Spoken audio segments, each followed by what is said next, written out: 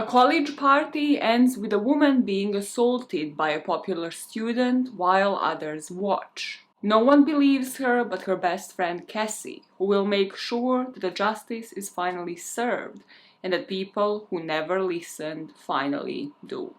I was busy thinking about boys. Say it. Boys. Louder. I was busy thinking about boys. Whoa. Boys. And also why every hairdresser ever was right. Because fringe, it ain't for me. It ain't for me. I highly suggest you watch this one on YouTube. Join me for my birthday. Because every year I celebrate my unhinged self by putting a wig on and like a whole ass costume of a nurse this year apparently, and telling you a fictional story. Well, last year we were talking about Britney, so not really fictional, Maya, but yeah, that was a wig choice of its own. Would highly recommend you watch it because conservatorship, educate yourselves.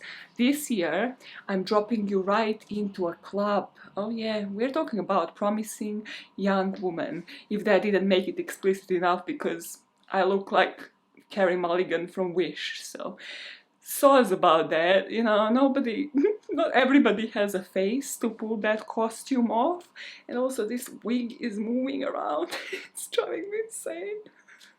It's like a veil on a bride, if veil was in this color. Okay, I'll be right back. I moved the fringe to the side. Now I look like the lady that sells ice cream from a van on Halloween. You would buy ice cream from me, right? Doesn't matter. Sure, whatever you say, Maya. Clearly unhinged, playing an unhinged character today. So, without further ado, I'm dropping you right into the plot of Promising Young Woman. We are in a club.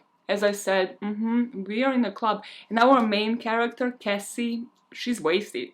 Our girl here is wasted. She clearly needs help. She's stumbling, still sort of drinking shots. You're like, why is the barman not intervening? Why is he not saying, girl, stop? Like, who is gonna bring you home? She's by herself, no boyfriend, no friends in sight.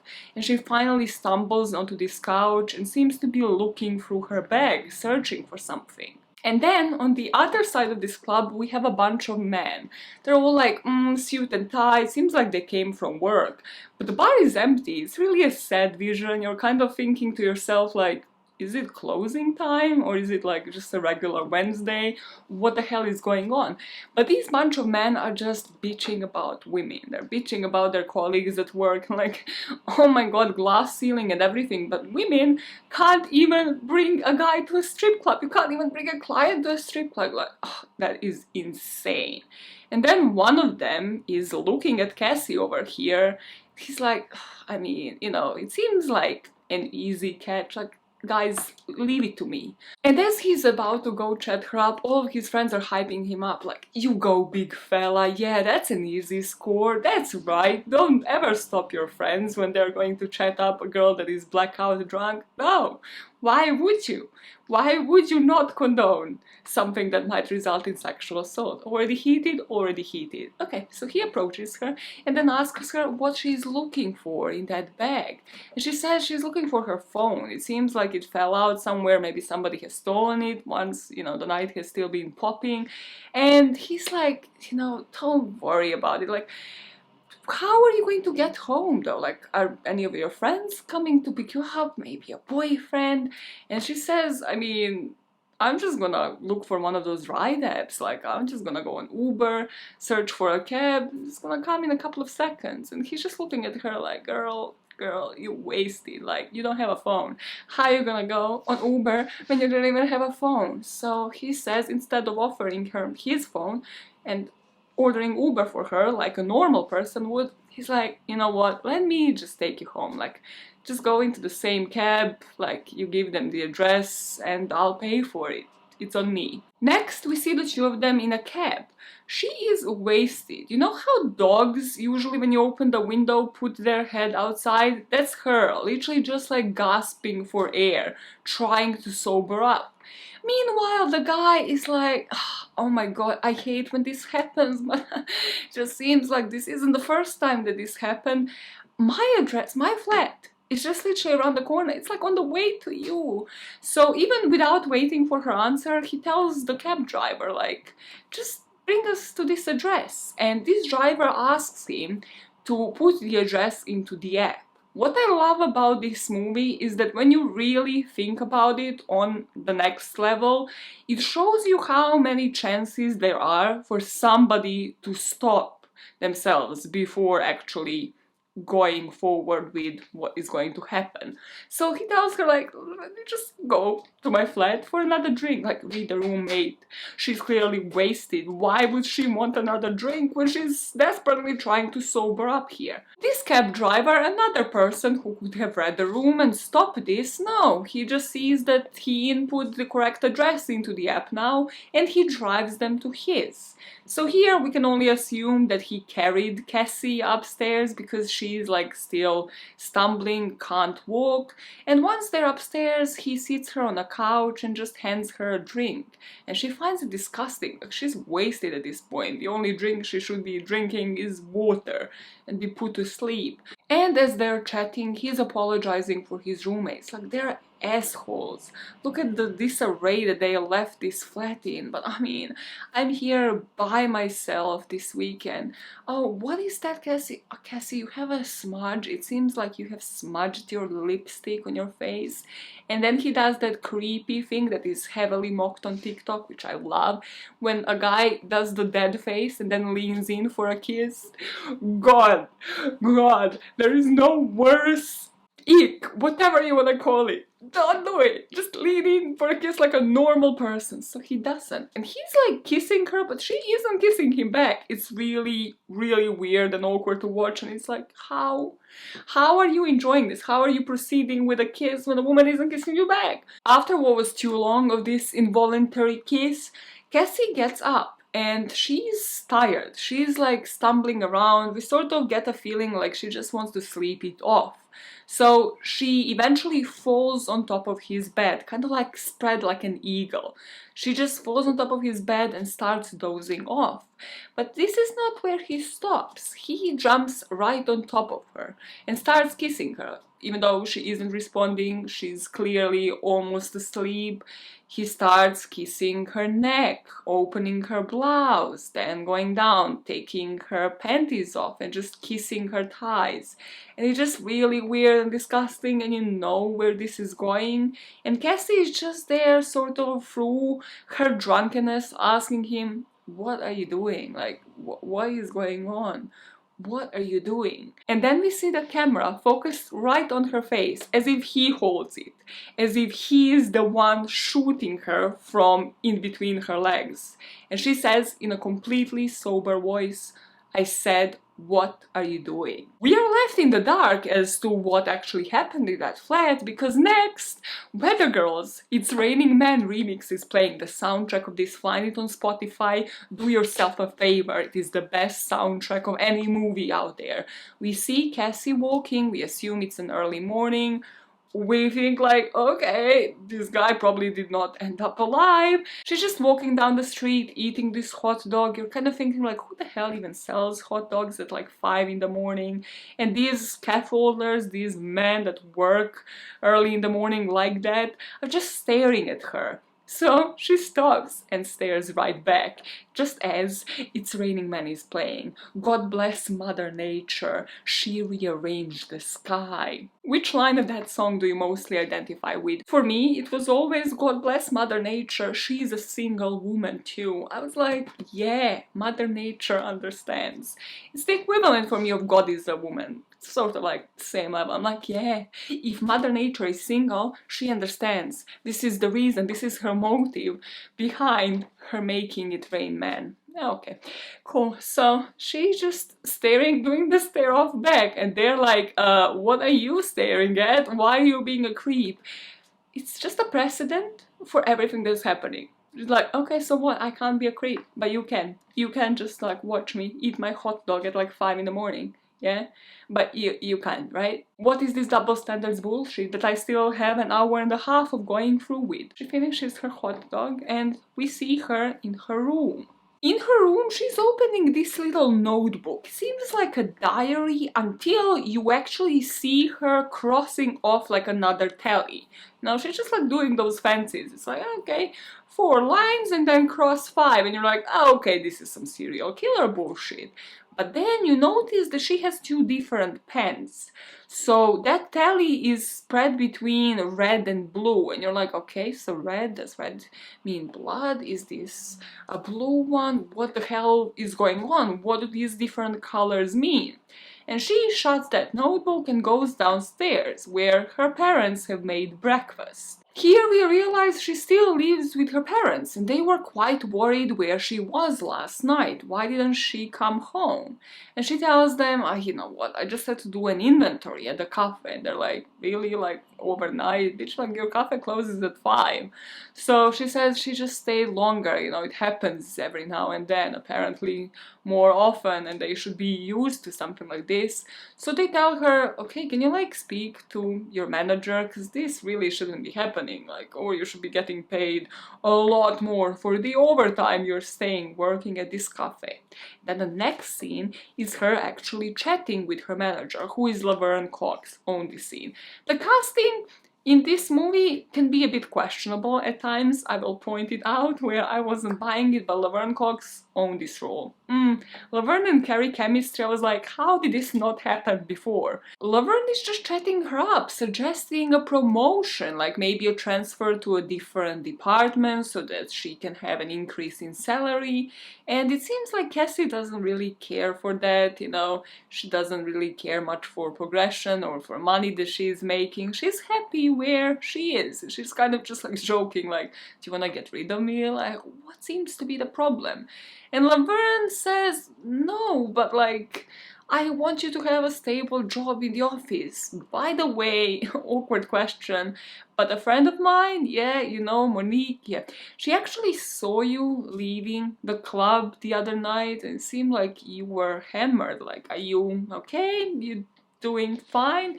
And she says, yeah, I mean, I was definitely at home. That must have been somebody else. But then the next scene, we see her rocking another outfit in another club. Every single fit in this movie was to die for. So here she has like little pigtails and she's again hammered, or is she still pretending to be hammered? And we kind of notice that this is a pattern. The guy's asking, you know, how old are you? Oh my god, cute pigtails. And she says, old enough. And then we cut to her writing yet another name in her little notebook, adding yet another tally in one of the colors. The next day we cut to her in a cafe just like doing some inventory, and she's chatting with her manager Laverne again when this guy walks in. The guy being Bo Burnham. This is where I struggle with casting, okay? With Bo Burnham and yet another character, I wasn't buying it. Also, I forgot what his name is, so we're just gonna call him Bo. Okay, so he just walks in and he's like, yeah, can I have a latte or whatever, like the coffee of his choice. And then he double takes on her face and is like, you look familiar, Cassie. And she's like, Bo motherfucking Burnham, yeah, oh, yeah, what are you doing here? And he's like, no, what are you doing here? We went to med school together. What are you doing working in a cafe? And she's like, oh, so that is the question, like, what am I doing after med school? After I dropped out working at just like a shitty cafe? And he's like, no, that's not what I meant. Oh, how do I come back from this? Like, listen, I'm just gonna go out, come back in, we are gonna forget anything happened, just gonna make my order again. This never happened. She's like, it's fine. Do you want milk in your coffee? He says, no, listen, no, I don't need milk, just, I deserve it, just spit into my coffee. Take a nice deep gulp and spit into it. I mean, I definitely deserve it. We see it on screen, which is the first time I have seen this in like the whole cinematographic history, although I do watch series mainly and not really movies. She actually takes that big gulp and we see her spit, physically spit into his coffee and then just hands it over to him. So he just drinks it. It's like, And you'd think like he won't take a gulp, he takes one big gulp of her spit. Oh yeah, they're making the eyes connect. Yeah, it's all like a bit psycho. And he asks her, do you want to go out with me? Then we cut to the next scene. She's getting ready, she's putting the makeup on. She's watching the tutorial for blowjob lips as she applies her lipstick. And we are like, okay, finally, she's gonna go on a date with this Bo Burnham guy that apparently is attracted by her spit even, but that's not really what happens. Just as she does such hard work, you know, working all the lip liner, applying that lipstick to make the blowjob lips really pop, she smudges that lipstick all over her cheek and then just walks up and leaves. And you're like, what the fuck, you live with your parents, how do they not see you the way you leave the house? Like, how do they not wonder? Why do these parents not even care? Anyways, here we don't get the bird's eye into the club. We are immediately at this guy's flat. And this guy is chatting about the book that he is writing. He's a writer and he is writing a novel. And the novel, super interesting. Hear me out. The novel that he is writing is about what it's like to be a guy in the world. And it focuses on a guy over the span of the night in New York. Wow, yeah, groundbreaking, I know. So you have to think that you gotta be drunk to even just survive this boring ass chat. And he's in one of those like sweaters that like a grandma would knit you and you kind of wouldn't really wear on a date, but sure.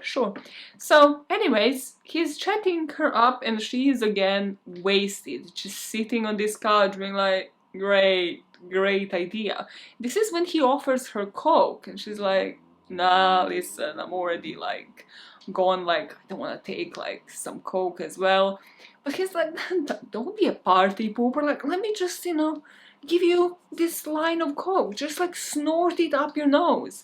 And she clearly can't like even comprehend, she's just like moving away. So he takes a bit of coke and puts his finger inside of her mouth and like wipes that coke all over her teeth as if he's using a teeth whitening kit. And then after that he sits next to her, he's like, oh my god, you're so beautiful, like takes her hair from her sides. Why do you even put the makeup on? The makeup was made in order to oppress women. He sounds like a pick-me guy. Guys don't actually want makeup. I see you. I see the real you. And she's just like, cool, thumbs up. I don't really feel that well. I feel like I'm gonna vomit. Can I have like a glass of water? As he goes away, presumably to actually get a glass of water, he just slumps over the couch and pretends like she's falling asleep. So he comes back and he's pissed. He's immediately pissed by the fact that she's even asleep. So he like nudges her away, like, you know, real sharp, real hard.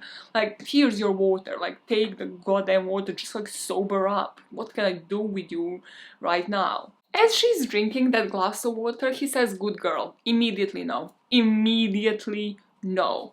So once she finishes, takes a couple of sips, she says she wants to go home. Like, can he call a cab? And he's like, oh my god, no, but we have such a connection. Like, I almost didn't actually even go out tonight on this date. And like, what a missed opportunity that would have been. Call you a cab, go home. No, you don't want to go home. He sits back next to her and starts just like kissing and blowing into her ear, and you're like, okay, nerd alert, stop that, stop it right now.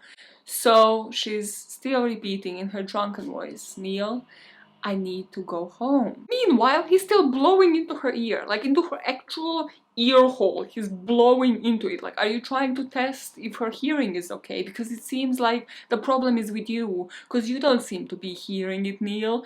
So, in a completely sober voice, Cassie says, Neil, I said I need to go home. And he jumps up from the couch. He's like, I thought you were drunk. And she's like, oh, so you thought I was drunk. But I'm not, Neil, so that's a good thing, right? Holy shit, are you a psycho? Are you one of those serial killers that comes to guys' places like pretending you're drunk?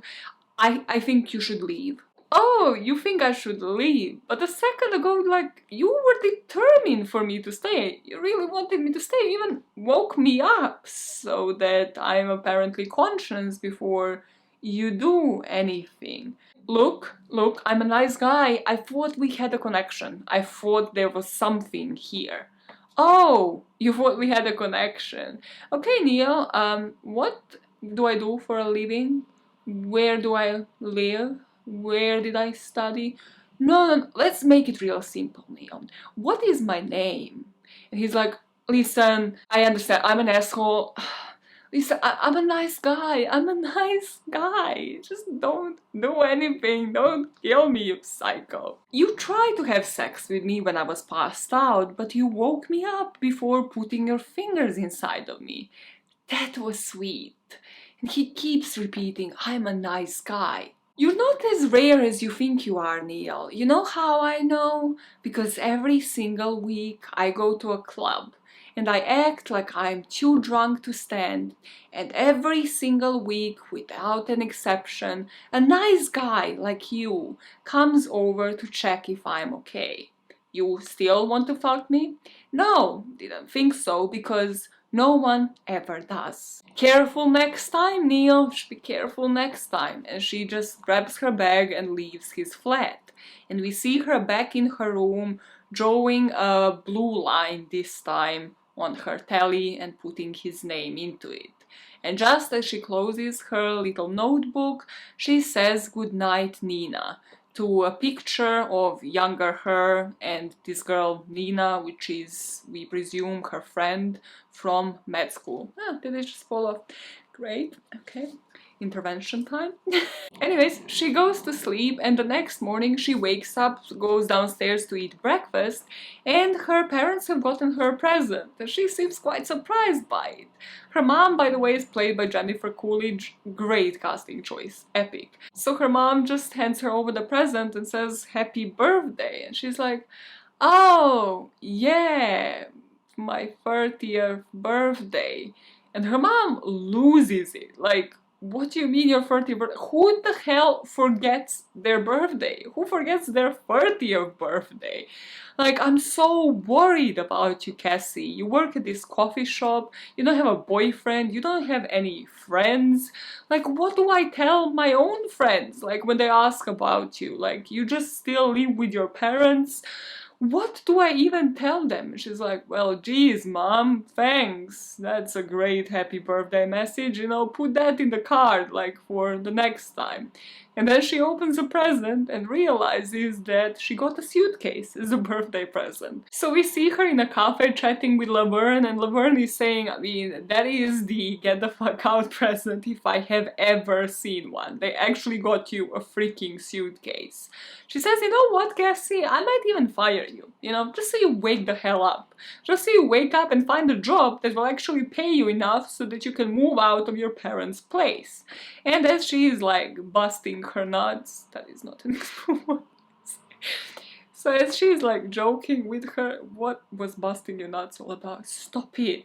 Bo Burnham walks back in. He's like, so, you know, last time you spit into my coffee and I like it because I like spit, because it's my fetish, it's my king.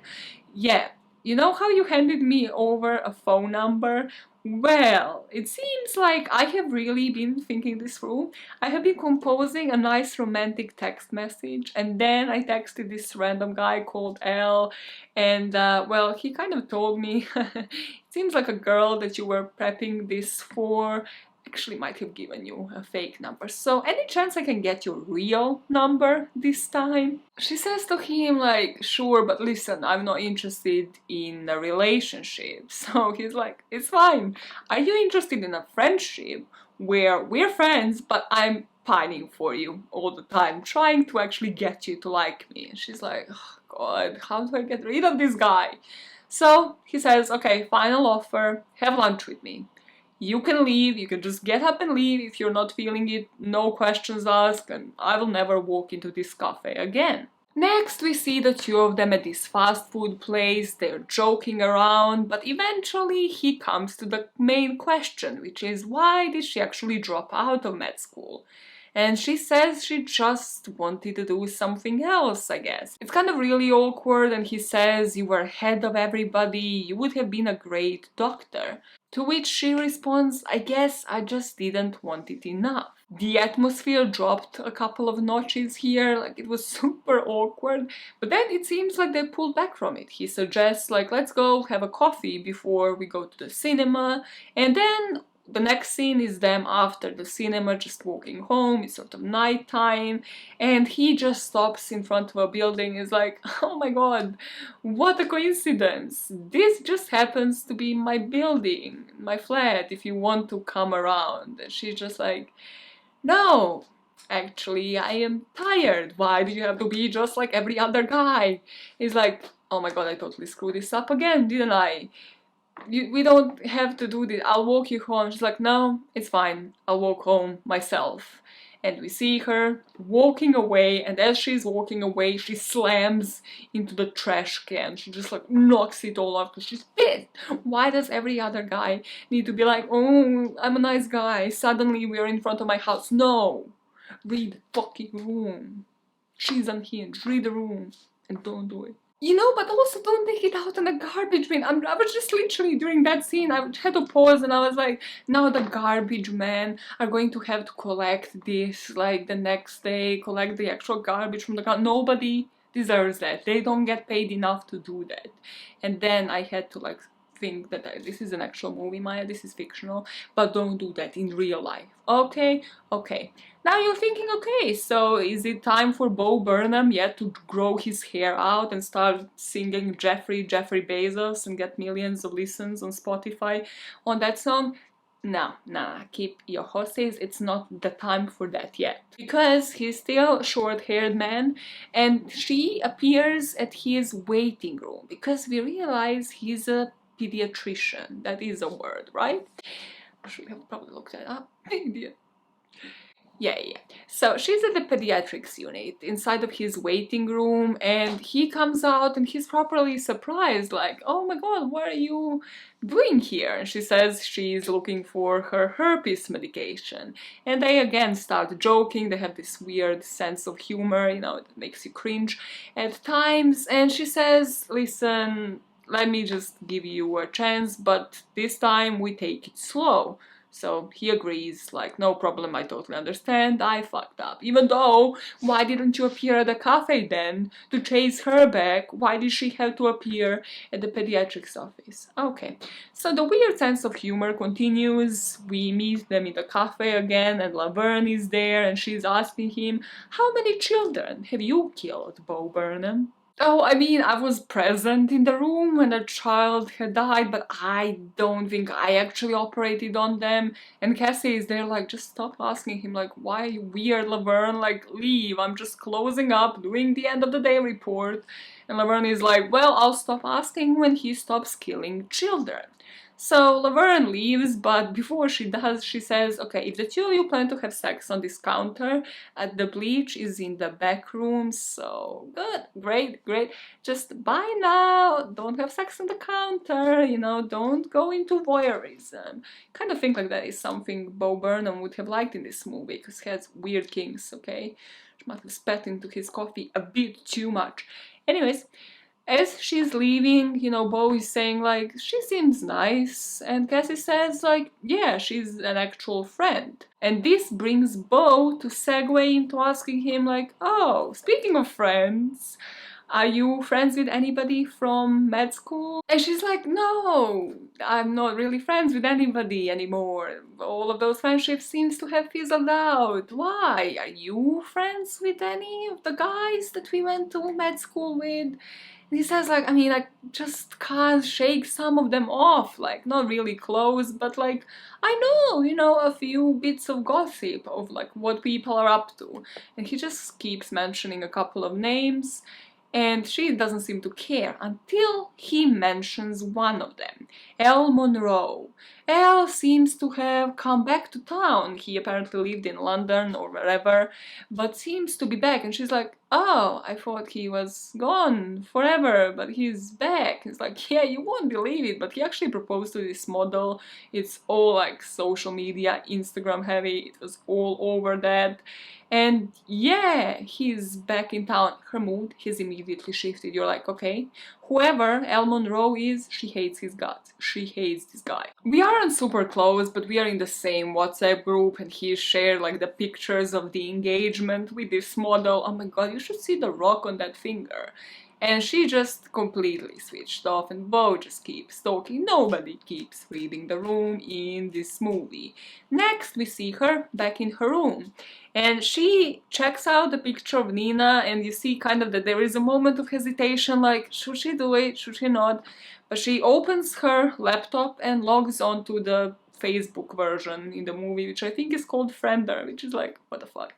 But then why would you name it Facebook either? Anyways, she opens the Friender website and she keeps sleuthing. She goes onto Al Monroe's profile, sees the engagement picture. She isn't friends with any of them, so she can only see what is public comments. And you think, okay, she's going to focus on this Al Monroe guy, but instead she focuses on a girl that commented on his engagement picture. This girl, Madison. And I suppose she added her as a friend and started messaging with her, arranging to meet up. Now you see Cassie walking into this restaurant where she booked a table for two, and she orders champagne for Madison, but for her she orders ginger ale. And even before Madison arrives, she just pours the ginger ale into her glass. I suppose it is the same color, don't know, anyways, and then she puts that ginger ale next to her chair, so that once Madison arrives, she keeps pouring her drinks. Literally, this woman had drank like 2 bottles of champagne there, while Cassie is just like sipping on her little ginger ale thing. And once Madison loosens up, once they start chatting, they chat about uni, they chat about different people and what everybody's been up to. We learn that Madison has had 2 kids, and oh my gosh, she hasn't been day drunk in forever. This is so great, catching up with you, Cassie. So fake, shouldn't have happened. But it did, and it happened for a reason. Cassie says, Madison, I want to talk to you about the reasons of why I dropped out. And Madison is there. The face that this bitch made is the same face that I make when I try to pretend like I don't want to hear the gossip. Like, okay, oh, sure, never would have guessed. So that is the reason, okay, okay. Tell me everything about it, bitch. Cassie asks her, do you remember what happened? And Madison is like, I mean, it was such a long time ago, so you never even think about it. If a friend came to you, Madison, saying something happened to them, would you just roll your eyes and dismiss it all as drama? I mean, Cassie, I'm not the only one who didn't believe it. If you have a bit of a reputation for sleeping around, sometimes people just won't believe that this happened. So you think I was crying wolf? I don't know, just don't get blackout drunk and then expect people to be on your side when you have sex with somebody that you say you didn't want to have sex with. And Cassie just gets up and says, I mean, I was really hoping that you will feel differently by now. And you see her sort of going towards the exit of the restaurant. But before she does, she stops by this guy who is just sitting at the bar. She says she's over there, room 25, and the money is in the envelope that she hands him over. So the next day, we see Cassie listening to multiple voicemails from Madison. With each and every voicemail, Madison seems to be getting increasingly upset. So in one of them, she's like, hey, Cassie, can you just call me back? Then, Cassie, did you see me talking to a guy yesterday? I seem to have just been blackout drunk. I don't really remember what happened. Can you call me back to help me to put pieces back together? Cassie, it's actually really urgent. Can you please call me back? Do you remember me walking into a hotel room with a guy? I woke up on a bed in a random hotel room next to somebody. Cassie, I just really need you to call me back. Now, we don't immediately know if Cassie called Madison back because we see her in a car pulling the best look of this movie and the most effortless one, okay? I mean, this one is iconic for specific reasons because it's associated to a specific scene, but the one that was in the car, undoubtedly a lot more easier to pull off, and the one that I should have opted in for. But no, that's not how life works, is it? So she's in a car pulling up next to this school. You're kind of like thinking, like, is it a school? Is it Windsor Castle? Is it one of those Catholic schools? What is this establishment? But we see two young bitches just walking by on their phones, and then one says goodbye to the other and keeps walking away. And Cassie seems to have a target on this particular girl. She pulls up, pulls that window down and says, "Sorry, excuse me, I'm actually going to this bar called the Castle and my phone just died, so, I can't really use the GPS.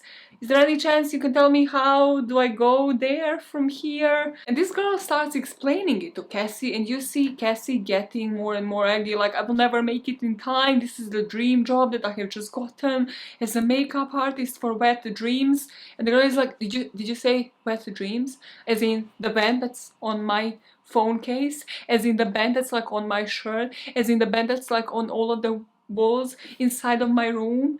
Also, by the way, if Wet Dreams isn't taken as a teenage band, what are you doing? You're missing out on everything, because teenagers, Wet Dreams, come on, connect the dots.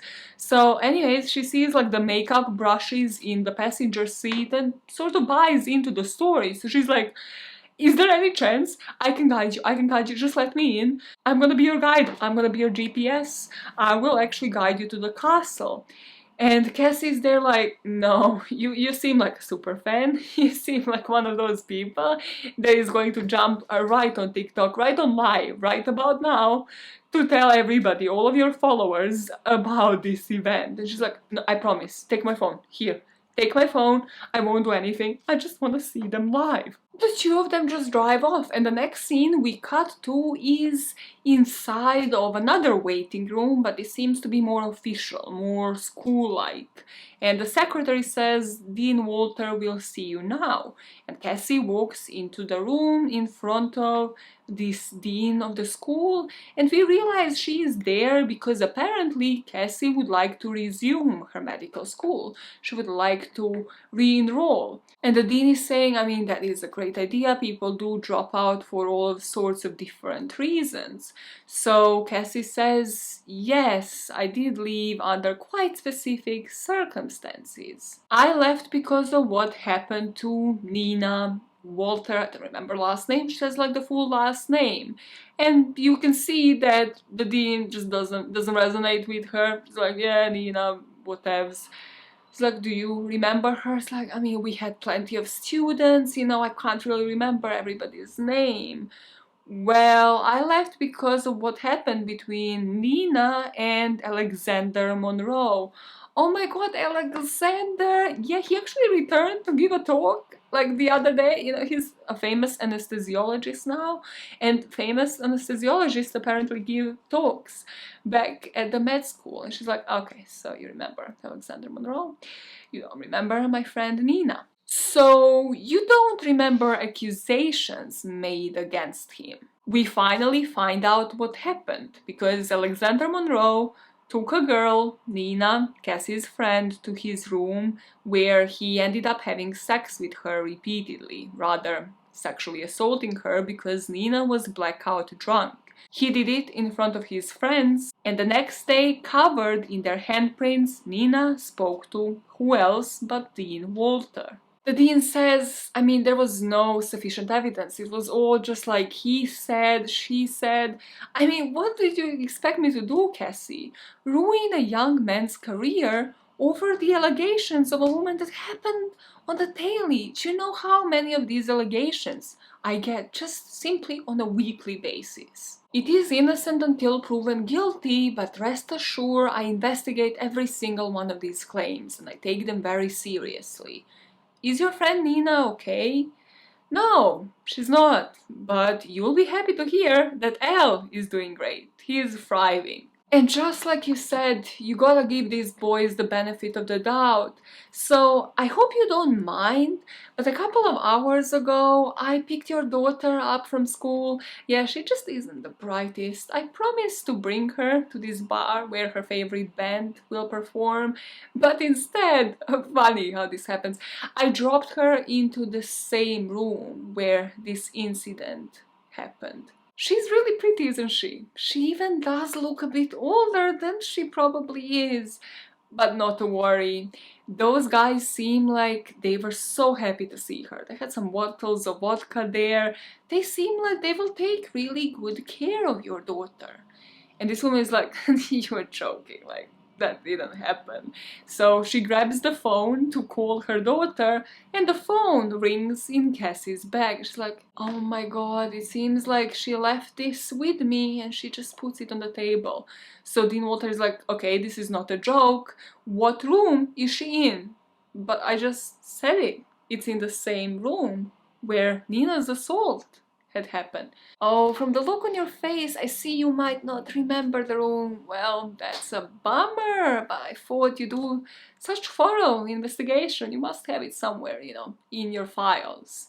And Dean Walter says, you're right. Is that what you wanted to hear? Just tell me which room she's in. And after Cassie lets her sweat, she says, look how easy it was. I guess it is just different when it's someone you love.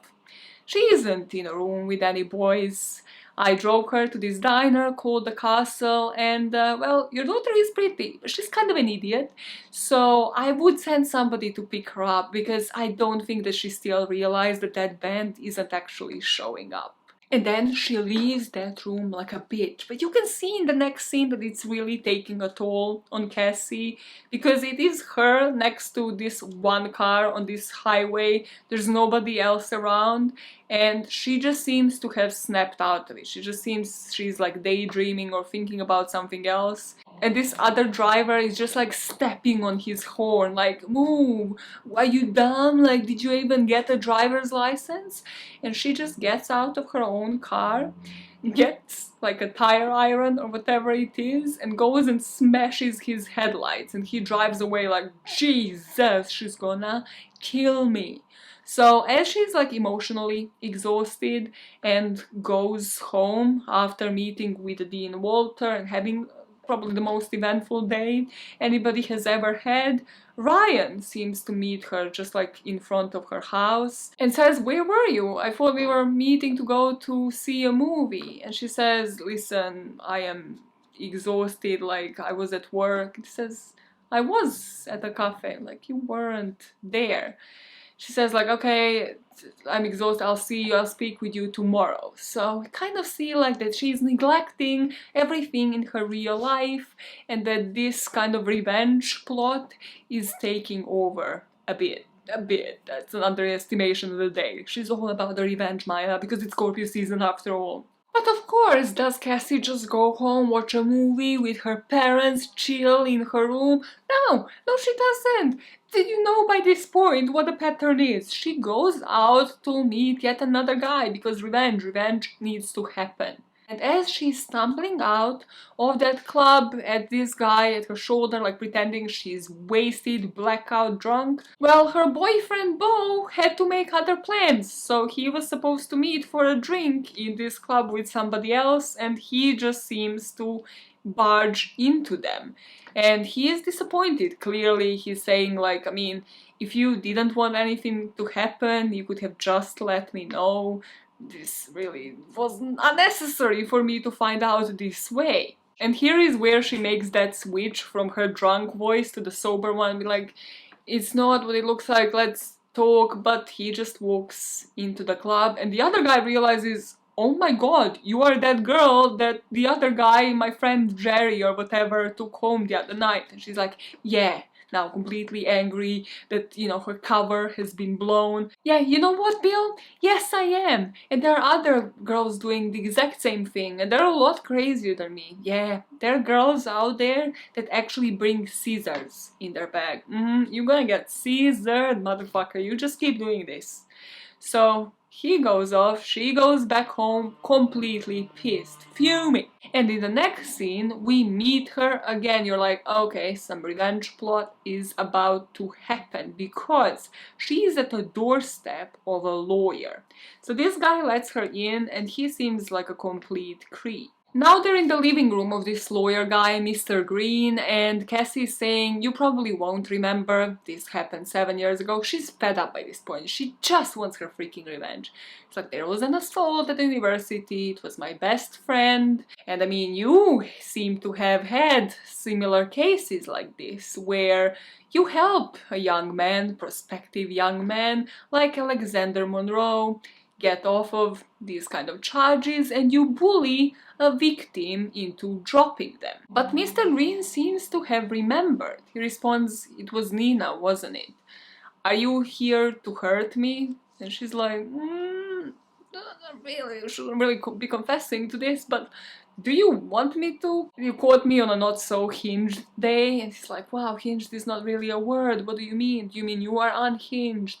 This conversation never happened. Anyways, she says, do you want me to? And he in turn tells her, I think so. It seems like I had an epiphany and then I went on a sabbatical, but other people called it a mental breakdown, but I just couldn't live with myself. Because myself and other lawyers like me used to get a bonus for every settlement that was settled out of court and for every charge dropped. He confesses that they even had a guy who used to comb through the victim's socials, contact their old friends, their past sexual partners, and due to this happening on and on for years, it has taken a toll on the poor Mr. Green, who couldn't sleep and couldn't forgive himself. And then he approaches Cassie in the most creepy way. He's literally like crawling, trying to like hug her legs and be like, oh my god, please forgive me. And she's like, okay, I forgive you. Like, Jesus, you have had a mental breakdown.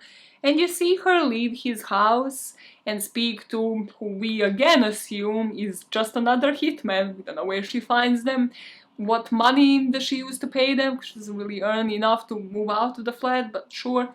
So he's like, should I go in now? And she says no. So he's like, I'm still getting paid, right? Yeah, you're still getting your money, mate. We understand how hitmanship works. So next we see Cassie with who we assume is either Nina's sister or mom. And they're just having this conversation where Nina's mom asks her to move on for all of us. And Cassie seems to be bearing this guilt that she didn't go to the party with Nina that night. So we get a bit more of an insight about how this all came to be. And Nina's mom says it's not your fault. Like, what happened to Nina just isn't your fault. You need to let go of it for all of us. Just forget about this and move on, because everybody else did. And wow, end of the movie, great. Well, you know it isn't, because this iconic look that I can't pull off didn't happen yet. The next scene we see Cassie in her room and she's checking Friender, and Al Monroe posted about his bachelor party, the last night of being a free man. But it doesn't state the location, it just states the date.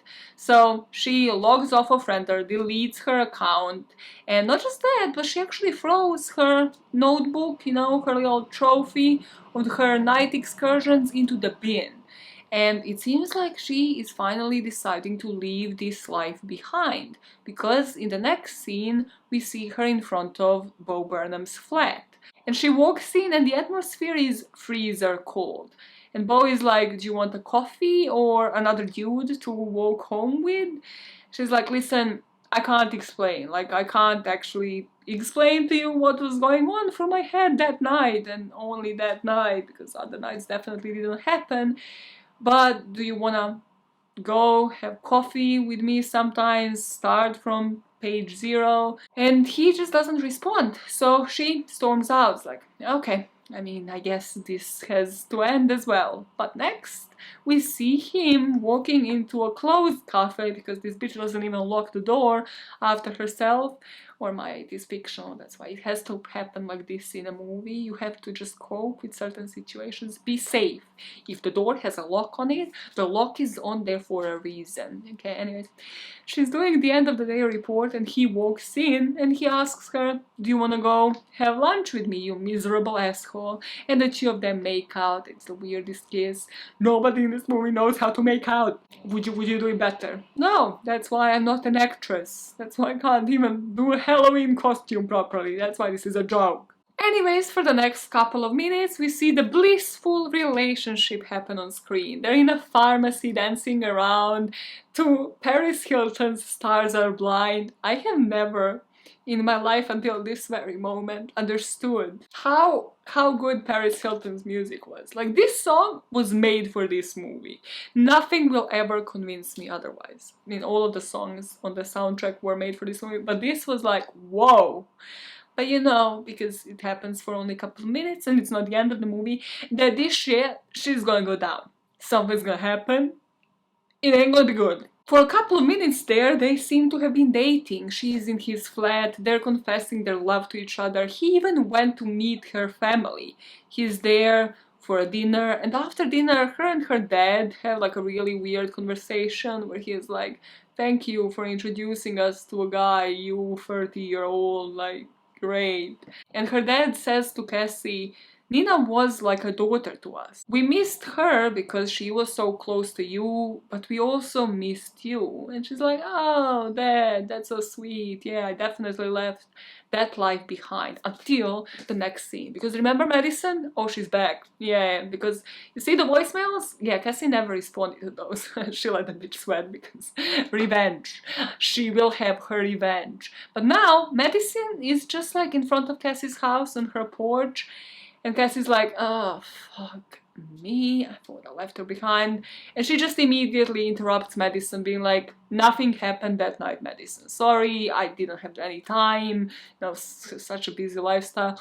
It's like, you will understand, you're a mother with 2 kids, you know, with the same lifestyles, but I didn't have time to bring you back. But listen, that guy was a friend of mine. I literally just asked him to take care of you, to make sure that you sleep the hangover off and that you are safe, so that nobody does anything to you. And Madison is there like, oh my god, what a relief. I was so worried that, you know, something might have happened and I didn't really know how to act from then. But Cassie, can we speak somewhere in private? Can I actually go in? I need to show you something. It seems like since the 2 of them have met, Madison remembered that there was a tape.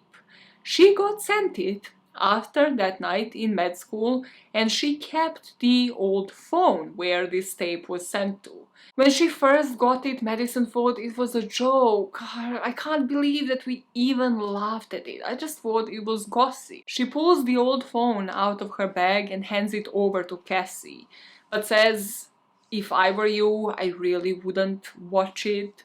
Just whatever you do, leave me out of it and never fucking contact me again. And she goes out and slams the door behind her. And we see Cassie just being pulled into it all over again, because there is no chance in hell that she is not going to play that tape, to play that recording right then and there.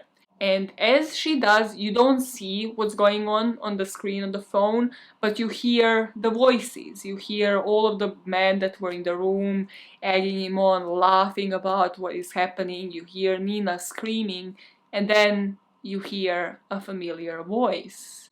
The voice of Bo Burnham, who was there, just saying like, oh man, what is going on? Fucking hell. A friend of his seemed to be saying, you gotta check this out. And then you hear Bo Burnham's voice saying, oh man, this is fucked up. This is fucked up. But he just keeps on the standby, keeps watching, doesn't do anything, doesn't prevent it from happening. it was good while it lasted, I guess, because next, Cassie is at the clinic. And remember, he works as a pediatrician with little children, this fucking pervert. So she's there in the waiting room, pulling him into his office like, oh my god, I gotta show you something. It's like, oh, role play. Whoa, I'm gonna dress up as a nurse next. He doesn't know that, but she will. She corners him and starts playing the tape. And he's like, what is that? I don't wanna watch that. That doesn't seem consensual. And then he hears his own voice and says, I don't want to watch this. And Cassie's there like, well, you didn't mind watching it then. I guess it just didn't make an impact. This video that you are seeing right now is ready to be sent out to everybody and the police. Right now, though. Unless you tell me the location of El Monroe's bachelor party. So he writes down the address and he's like, you gotta forgive me, I mean, things have changed, I work with kids now. I don't know how I can live with this threat hanging over my head. Oh, poor dear Ryan. And she says, no, I'm not about to forgive you, and I'm not about to alleviate you from whether or not I'm going to send this tape to the police. As she exits his office, she says, and don't warn anybody that I will be coming or I'm going to send this video out. He says, and then what? Then none of us will be doctors, just like you miserable failure. Go fuck yourself, Cassie. Men in this movie are actually crumbling. Like, there is not a single exemplar character. Because next is the most iconic thing. So I knew of this rendition of Toxic, but I never knew at what point it played in Promising Young Woman until I watched it. And when I watched it, I was like, this is some next level. So she's dressed like me, but you know, better Hollywood production. Not the Amazon budget that I was on post this movie production. She's in a car and she drives into the middle of nowhere. Apparently this house is in some like isolated spot, but she parks up like in a really hidden spot and then takes her shoes off. So while the slowest and creepiest rendition of Toxic by Britney Spears is playing, she's walking up in these white leggings through the freaking dirt towards the house. And there she puts like the shoes back on and she knocks on there, dressed like a nurse, of course. One of the guys opens up the door and is like, oh my god, a stripper! Who invited a stripper? You'd think this would be super awkward, she wouldn't know how to behave, but the boys are buying into it. They're losing. They're like, nurse, we're sick. Who ordered her? No one's owing up. And Ali's there like, guys, my wife, if she finds out, she's gonna be pissed. And the nurse is just feeding into it, saying, kneel down in front of me like the naughty boys that you are. And she is feeding them alcohol as they're just kneeling in front of her. And as she's doing that, as she's literally pouring the booze into their mouths directly, we see the zoom in on the necklace that she had around her neck that said Nina on it. This is one of those heart necklaces that you would split in half and give to like your best friend, so we can only assume that Nina had the name Cassie written on hers. Once she pours these drinks down their throats, she sits on El Monroe and everybody's like, oh my gosh, she's gonna give him a lap dance. But instead, she whispers into his ear that she needs to bring him to the room.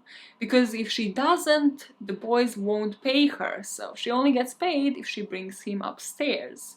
So the two of them walk upstairs and everybody's like, oh my god, losing their fucking minds, like the two of them are just going to have the wildest dirty business up there. And now in the room she handcuffs him to the bed with these pink fluffy handcuffs.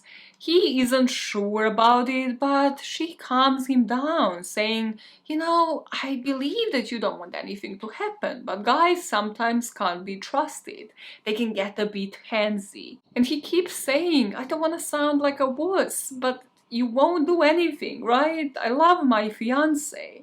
And Cassie is there like, do I look like someone who'd make you do something you don't want to do? Exactly. But then she opens up this little briefcase that she has and puts these latex gloves on, and nobody's thinking through like, oh, why is this nurse that just chained me to this bed putting these gloves on? No. So he asks her, oh, what is your name? And she's like, Candy. No, but like your real name. Nina? Nina Walter? Pretty sure that's not the name in the movie. But she gives him the full name. He's like, is this a joke? I knew of a Nina Walter and you can't be her because she's dead. Oh, I mean, I guess you just knew of a different Nina Walter then, because, you know, it's a common name, and it is also my name. Anything alright, Elle? Do you feel comfortable? And you see him starting to twitch out of the handcuffs, screaming out of his gut, like, get me out of here now.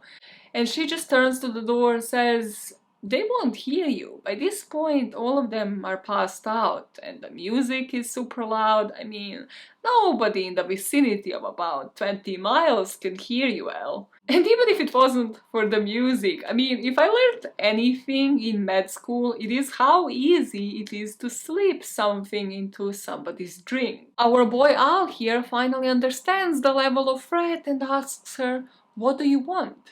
Well, I want you to tell me the truth.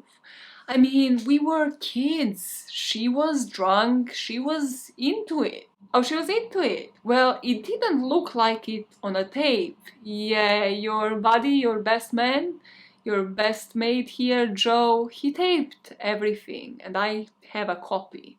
And this is where he starts losing. He starts crying. He starts begging. She dropped out, Al, top of her class. I did too, to take care of her. Ali's crying on the bed, sobbing. I was affected by it too. It was my worst nightmare being accused like that. Can you guess what every woman's worst nightmare is, Al? That line in itself holds power. It still brings chills down my spine. This is when I started crying and have not stopped by the end of this movie, because this movie was heavy. It made you sit with it for about like hour and 45 minutes, but this line in itself holds next level power. Just, she owned this role. She owned this role. Carrie deserves the world, but she deserves an Oscar for sure. Oh, I was so sad to drop out, but recently I was actually thinking of getting back into it. Here we see her open her medical kit and we see an array of tools. You're like, okay, she's about to torture the shit out of this man. Even when she was 4 years old, she was just completely herself, fully formed from day one. Didn't give a fuck about anybody else thought apart from me. She was just Nina, and then she wasn't. Suddenly, she was something else. Yours. It wasn't her name she heard walking around. It was yours. You just squeezed her out. So when I heard your name, I wondered when was the last time anyone has said hers, or thought it even, apart from me. You should be the one with her name all over you. And she takes the scalpel and jumps right on him. And as she is about to, well, carve Nina's name all over Al, we presume, he manages to snap his hand out of one of the handcuffs. And he immediately fights the scalpel out of her hand. He is taller, heavier than Cassie, and overpowers her and just takes the pillow, puts it over her head in order to stop her from screaming. But eventually you see where this is going, because he's just doing too much of the overpowering, okay? Even just holding that pillow over her head for a brief second would have done the trick. Like, he puts his whole body, puts his whole weight on top of this pillow until she dies. We meet our boy Al. He had a rough night. Oh yeah, he just killed the supposed stripper, Nina's best friend, after clearly having multiple opportunities not to do that. He's still handcuffed by one arm to that bed, and his best man Joe walks into the room. And Joe is played by Schmidt from New Girl, which in terms of casting, there were 2 fails in this movie, and this was one of them, because I can only associate this guy with one role, okay? Sheldon, Jim Parsons, I can only see him as Sheldon. I can't see him as anything else. It's a legendary role, and there are the consequences of it, okay? So he walks in, he's like, chop chop, your wedding is in about 2 hours. Oh my god, is that a stripper? You slept with a stripper? Don't worry, mate. I will not tell your wife anything, like, you know, you can confide in me like this. No, Joe, she's dead. I killed her. Oh, you killed her? Yeah, right, you killed that pussy, right? Joe, Josh is actually dead. You're messing with me, right? And he pulls the pillow up and he's like, okay, she's actually dead. Okay, so listen to me. Ali's there like, I'm gonna go to jail, I'm gonna get a life sentence. No, you're not. No, you're not. We've been here before, right? We've been there for each other. You're not gonna go to jail before everybody else wakes up. We are gonna go out and we are gonna dispose of her body. And you see the two of them, the best friends, the buddies in crime, burning Cassie's body. But these two morons don't realize or don't care, because I don't know, they think like the metal will burn as well eventually. So the necklace, the half of the heart that she was wearing with Nina's name around her head, and just as the fire goes down on that spot where they burned her body, you still see the half heart of that necklace with Nina's name on it. Next, we meet the police officers who go to visit her family, her parents, and the parents are saying, I mean, she was kind of suffering with some mental health issues after her friend died, that's why she moved back in and dropped out of med school. You know, she might have just decided to take a break and run away. And the police are like, okay, cool. That makes complete sense, but you know, just like, we'll keep tabs on it, we'll keep it open. Did she by any chance have a boyfriend? They're like, yeah, Bo Burnham over there in his pediatrician office. Yeah, just go speak to him. So they do knock knock on Bo Burnham's office and he is breaking it. He is shitting it. He's like, oh my god, she sent a video, she sent a video. And they ask him about the relationship and did they maybe break up? And he's like, yeah, we did actually the first day. So when did she go missing? Friday. Interesting. I don't know anything about it. So her parents did say she did have some mental health issues. That's it. That's Cassie. Oh yeah, Cassie with the mental health issues. Do you think she might have wanted to hurt herself? That's it. Cassie, yeah, definitely. Yeah, that definitely sounds like somebody that I have dated up until a couple of days ago. That's fine, Dr. Bo Burnham, you just come to the office the next day to make a statement. It's like, cool, sure, of course, have a wedding to attend to, but I'll make sure that happens. And then we meet them all at the wedding. Al is there, his best man is there, checking out all of the bridesmaids, everybody. Such a sleazebag environment. And of course, Bo Burnham is there as well. What I didn't expect from this wedding, well, first of all, to see Schmidt from New Girl speak and give like the best man speech, because that was awkward as shit. But also for it to be like almost a hippie wedding. I was expecting one of those polished, like Instagram ready ones, not like, you know, quite casual, just like outdoorsy wedding, but hey, this is what we are in for. As Schmidt from New Girl is chatting up all of the bridesmaids, Bo Burnham gets a text message, a scheduled message from Cassie. You didn't think this was the end, did you? As he gets that scheduled message, the lawyer, Mr. Green, gets a package delivered in post, and it is that tape. She couldn't have even trusted her parents to leave them this tape.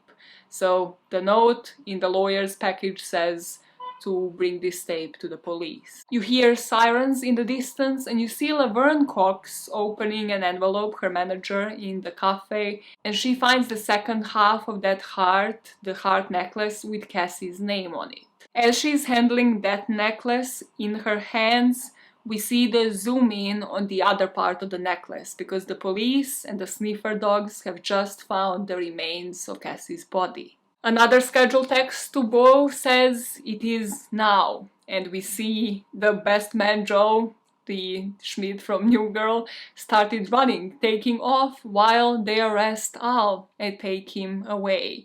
And they don't arrest Bo Burnham. Funny, so he doesn't get arrested, but he gets one more text. Enjoy the wedding. Love, Cassie and Nina. Winky face, winky emoji, and that is the end.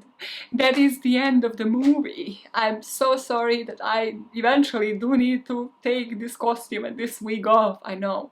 What were your thoughts on this one? Have you watched it? I mean, probably you have, because millions of people have watched this movie, right? If you haven't, iconic. Would definitely recommend. It really makes you sit in it.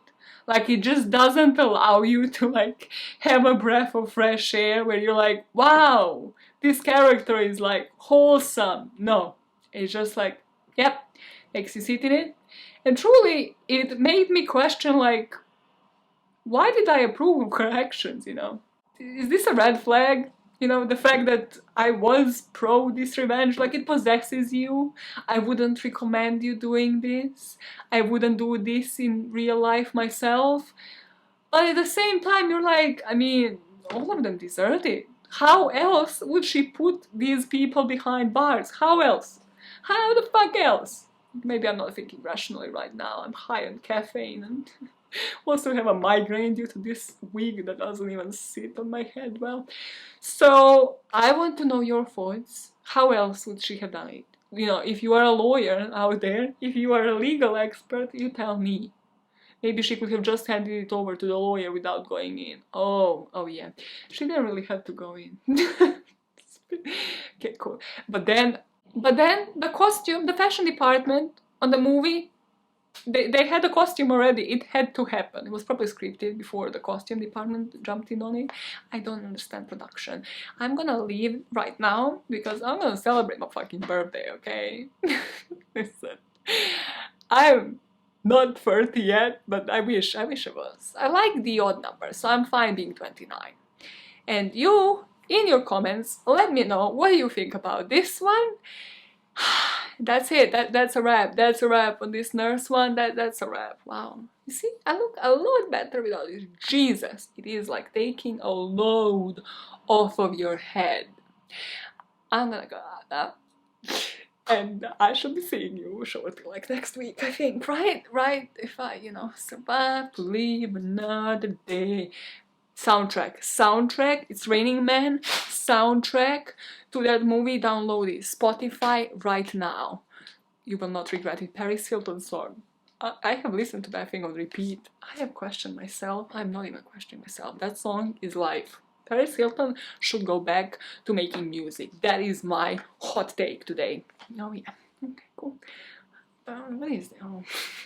It's supposed to hold that hair inside. Okay, it's like a freaking condom. Get the fuck out of here. Bye guys. Bye. Whoa, need a painkiller, man.